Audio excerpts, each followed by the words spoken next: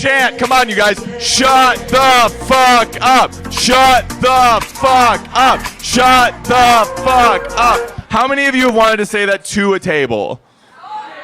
Just like scream it to their face. I do have to do this before I get into this, just to see what I'm dealing with. Raise your hand. I'm not going to pick on you or anything. Raise your hand if you are in the industry. I had a suspicion that this area right over here. Okay, so real quick, I've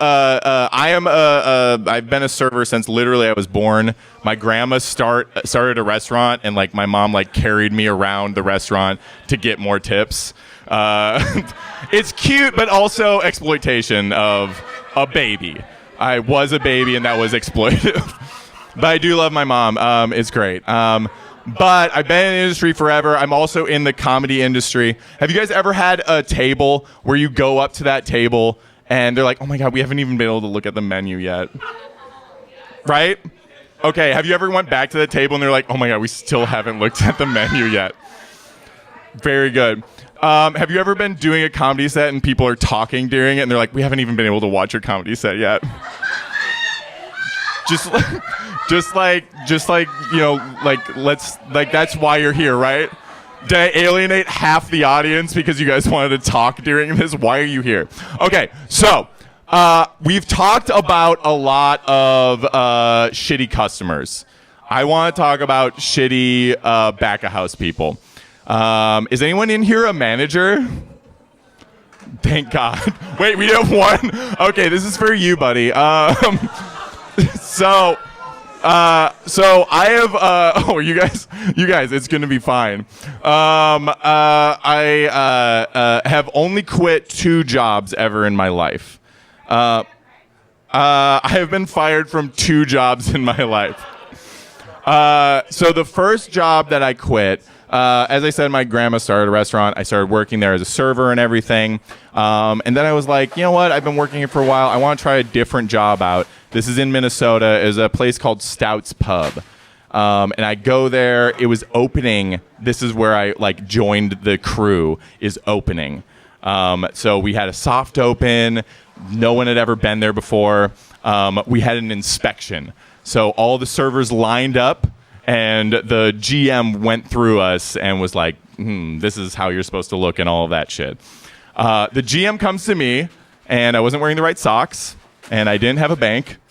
And so he takes me outside, and he literally takes me outside of the fucking restaurant to the like dumpsters, and he looks at me and he goes, "Are you trying to fuck me? Are you trying to fuck me?" I was like, "What?" No. He's like, "Okay, well, you're supposed to have a bank. You're supposed to have socks. So if you want to fuck me, I mean, you can just, you know, your grandma owns a restaurant. I know that. You can go fuck yourself if you want to like come in here and treat me like this." And I'm like, "I'll wear the right socks next time. I'm so fucking sorry." And this is the first time I worked at a restaurant that served alcohol. I had this weird situation where this table, who was clearly of age, ordered alcohol. I was like, "Oh, I need to get your ID." And they're like, "Oh, I don't have it." And they were nice enough to go back to their house and get their ID and come back. But I had ordered the drinks, and when they came back, I don't know, the manager noticed and was like, "What was going on over there?" And I told them what was going on. And they were like, "Okay, we're going to demote you into host." Because you could have cost us $5,000. Like, that would have been a whole thing. And I was like, God damn it. So but like, maybe we'll work you back into serving. And at some point I was like, I don't want to fucking do this anymore. This is ridiculous. So I quit. And the way that I quit was I had, as I said, my grandma also owns a restaurant in Minnesota.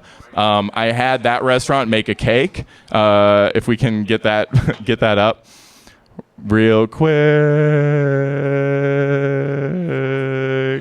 I can get it up. That's a different thing. There it is. So I gave him a cake that said "I quit."